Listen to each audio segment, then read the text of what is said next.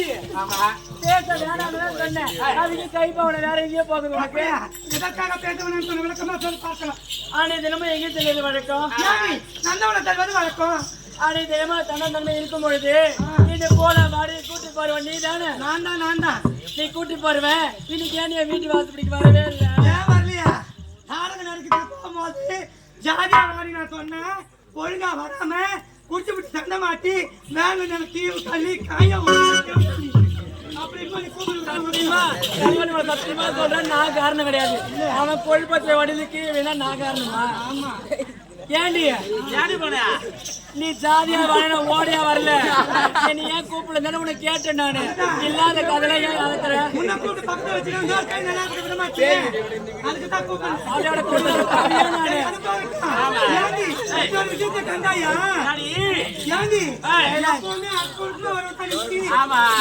புதுமையா பாக்கிறதுக்கு